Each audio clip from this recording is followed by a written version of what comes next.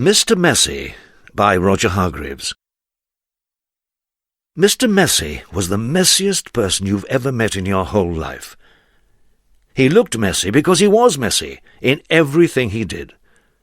You could always tell where Mr. Messy had been, because he left a trail of messy fingerprints wherever he'd been.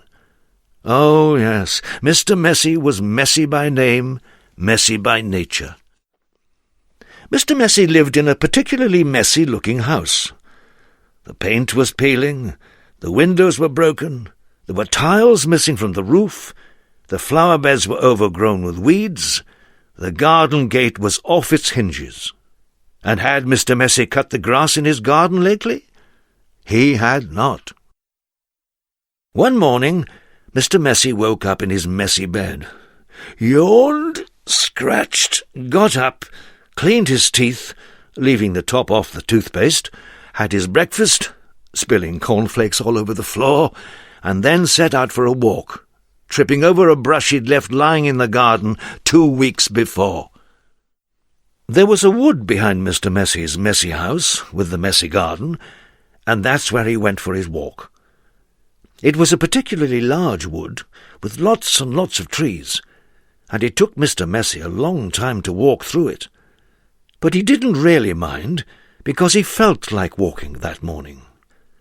So he walked and walked, right through the wood, until he came to the other side. And you know what he found on the other side of the wood? Mr. Messy found the neatest, prettiest-looking little cottage that he had ever seen. It had a lovely little garden with a stream running through the middle of it. There was a man in the garden clipping the hedge. He looked up as Mr. Messy approached. "Good morning, I'm Mr. Messy," said Mr. Messy. "I can see that," replied the man, looking him up and down. "I'm Mr. Tidy." "And I'm Mr. Neat," said another man, appearing out of the house. "Tidy and neat," said Mr. Tidy. "Neat and tidy," said Mr. Neat.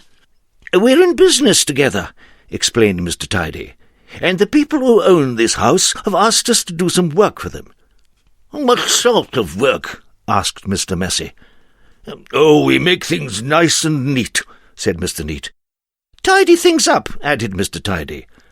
"Perhaps we could come along and do some work for you," said Mr. Neat, looking at Mr. Messy, who was looking even messier than usual that particular morning.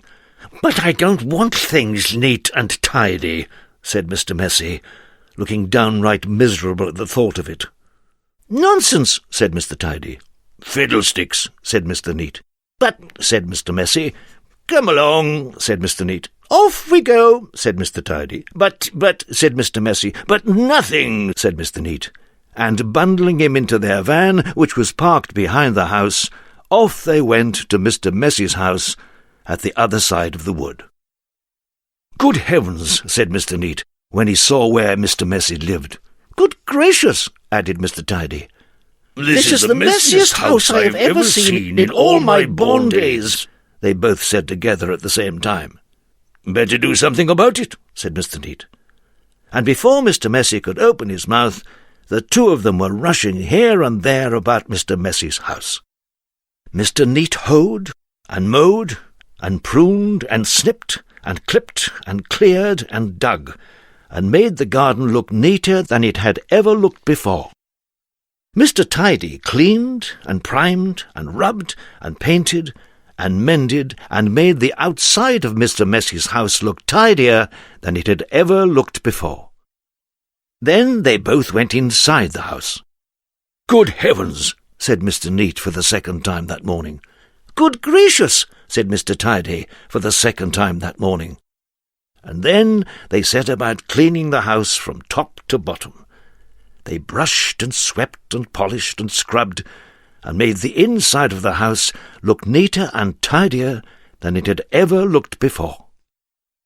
"There we are," said Mr. Tidy. "All finished," said Mr. Neat. "Tidy and neat," said Mr. Tidy. "Neat and tidy," said Mr. Neat. Mr. Messy just didn't know what to say.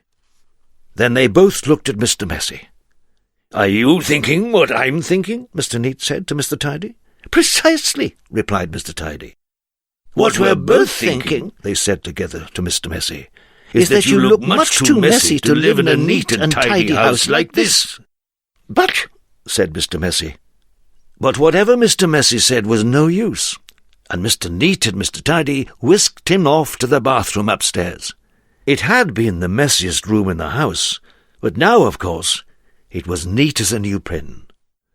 Then Mr. Neat got hold of one of Mr. Messy's arms, and Mr. Tidy got hold of the other arm, and they picked him up and put him straight into the bath. Mr. Messy wasn't used to having baths. Mr. Neat and Mr. Tidy washed and brushed and cleaned and scrubbed and combed Mr. Messy until he didn't look like Mr. Messy at all. In fact, he looked the opposite of messy. He looked at himself in the mirror. "You know what I'm going to have to do now," he said, in a rather fierce voice. Mr. Neat and Mr. Tidy looked worried. "What are you going to have to do?" they asked Mr. Messy. "I'm going to have to change my name," said Mr. Messy. And then he chuckled, and Mr. Neat and Mr. Tidy chuckled, and then Mr. Messy laughed, and Mr. Neat and Mr. Tidy laughed, and then they all laughed together and became the best of friends. And that really is the end of the story, except to say that if you're a messy sort of person, you might have a visit from two people.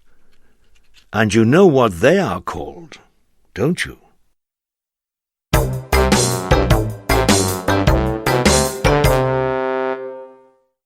Mr. Messy.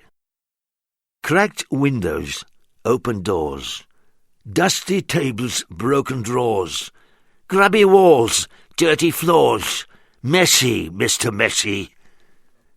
Spilled paint, ink spurt, muddy wellies, water squirt, rolling in pools of dirt, messy, Mr. Messy.